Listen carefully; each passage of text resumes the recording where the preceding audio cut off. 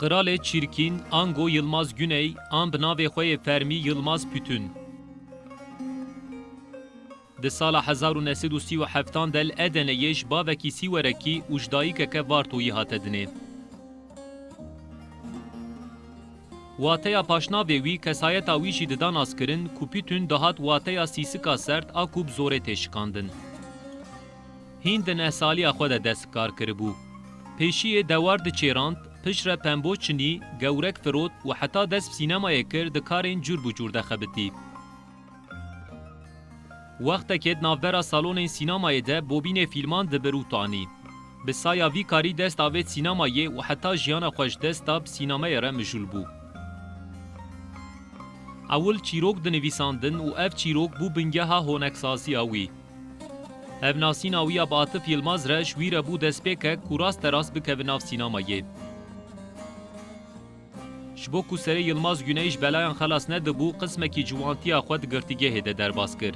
Ji ber vê yekê perwerdeyiya xwe ya zanîngehê xelas nekir. Piştre Yılmaz Güney derbarê rewşa xwe de wiha dibêje. Tenê riyek li ber min mabû. Divê ez xwe dibistana jiyanê de perwerde bikim. Divê ez dersên xwe ji wan mamosteyan bigirim ku qedera min ez mecbûrî wan kirime. û min jî wisa kir. Di fîlmê xwe de kesên xizan û belengaz nîşan didan ku piştî demekê êdî hewl zilim qebûl dikirin û li hember pergal û kesan serî radikirin.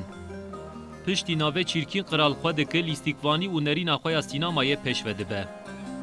Ji ber şexsiyeta xwe ya sosyalîst di hin demên jiyana xwe de dikeve hebsê, lê çawa ku derdikeve derve karê sînemageriyê didomîne û her diçe pêş dikeve. Demekê ji ber kuştina kesekî dîsa dikeve hebsê. Di girtîgehê de honakên fîlmên sürû û yola ku Şerîf Gönen kişand û pê xelata palmiyeya Zêrînsten dinivîsîne. Di sala 1981 de piştî 12 salên di girtîgehê de ji hebsê direve û derdikeve derveyî welêt. Êdî 3 salên xwe yên Dawît sürgûnê de derbas dikir. Yılmaz Güney li Fransayê balîkariya dewleta Fransayê fîlma xwe ya dawî ya bi navê Dîwar dikişîne. Di sala 83 de ji ber ku venagere welêt bi biryara dadgehê ji welatîbûnê tê derxistin. Piştî mirina wî heta sala 93 bê welat dimîne. Di 93 de dîsa wî dikin welatiyê Tirkiyê lê êdî ser mirina wî re 10 sal derbas bibûn. Li Parîsê ji ber nexweşiya pençeşêrê jiyana xwe ji dest dide. Yılmaz Güneyê kulpeyê xwe ekoleke sînemayê û berhemên xwedî xelatên hêşa hiştin li goristaneke Parîsê dest bi xewa xwe ya bêdawî kir.